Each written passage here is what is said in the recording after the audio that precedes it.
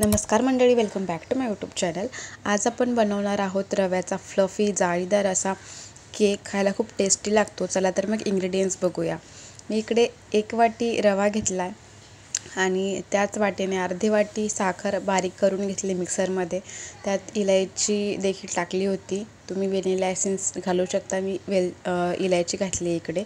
आणि त्याच वाटीने आपल्याला अर्धी वाटी साखर घ्यायची, ती बारीक करून घेतली। साखर घेऊन झालेला आहे। पुढचा आपला जो पदार्थ जिन्नस आहे तो आहे दही। ते पण अर्धी वाटी घ्यायची। आपण एकाच वाटीने सगळं साहित्य घ्यायचं जेणेकरून केक परफेक्ट बनेल। त्याच्यामध्ये चिमूटभर मीठ घातले आणि ऑइल घातलं होतं थोडंसं। ऑइल अर्ध्या वाटीला देखील कमी होतं। खूप कमी ऑइल मी इथे यूज केलं आहे। हे चांगले इन्ग्रेडियंट्स आता आपल्याला मिक्स करून घ्यायचे आहेत। छान मिक्स करून घेतल्याच्या नंतर त्यामध्ये आपल्याला हळूहळू करून दूध ॲड करायचं आहे। तर हे अशा प्रकारे मिक्स करून घेते मी।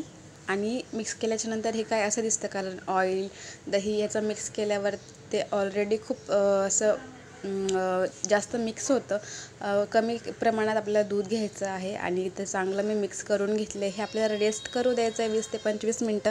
तोपर्यंत मी कढई ग्रीस करून घेतली होती। माझ्याकडं केक टीन नव्हता म्हणून मी पातळ पत्र्याची कढई इथे यूज करते। इकडे आता मी स्टीम केक बनवणार आहे, त्यामुळे इडलीच्या भांड्यात पाणी गरम करायला ठेवलं होतं। पाण्याला चांगली उकळी येईपर्यंत आपल्याला हे पाणी गरम करायचं आहे। आता जे आपलं बॅटर होतं त्याची कन्सिस्टन्सी एकदा प्रमाणे आहे ते चेक करायचे। जास्त पातळ आणि जास्त घट्ट देखील नको, स्लरी पाहिजे आपल्याला हे बॅटर। त्यानंतर आपण जे पाणी ठेवलं होतं त्याला चांगली अशी उकळी आलेली आहे। खळखळ असं पाणी उकळल्याच्या नंतर जे आपण बॅटर बनवलं आहे त्यामध्ये जर जास्त थिक झालं असेल तर तुम्ही अजून त्यामध्ये दूध ॲड करू शकता। तर मी डायरेक्ट इनो टाकून ते टीनमध्ये ट्रान्सफर केलं आणि बेक करायला ठेवलं होतं स्टीम व्हायला। तर हे 10 मिनटाच्या नंतर मी चेक केलं होतं, तर जो केक आहे तो बऱ्यापैकी फुलला होता। अजून ह्याला बेक व्हायची आवश्यकता होती। तर मी अजून 15 मिनटे लो फ्लेमवर ठेवलेला हा केक। आणि जेव्हा 15 मिनटाच्या नंतर मी चेक केलं, म्हणजे एकूण आपल्याला 20 ते 25 मिनटं लागले हा केक बेक व्हायला, तेव्हा खूप फ्लफी झाला होता।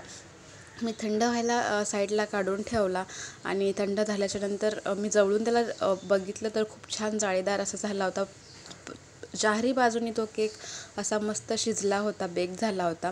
आणि जेव्हा मी ट्रान्सफर केला प्लेटमध्ये तेव्हा त्याला चाकूची सुरीची अजिबात गरज पडली नाही। खूप सहजपणे तो निघाला। आणि जेव्हा कट केला, टेस्ट केला तेव्हा खूप छान लागला केक हा। असं वाटलं नव्हतं एवढा छान होईल आणि मी फर्स्ट टाईम बनवला होता। खूपच छान झाला होता, मला तर खूपच आवडला। जर तुम्हाला हा व्हिडिओ आवडला असेल तर please like share subscribe. Bye bye.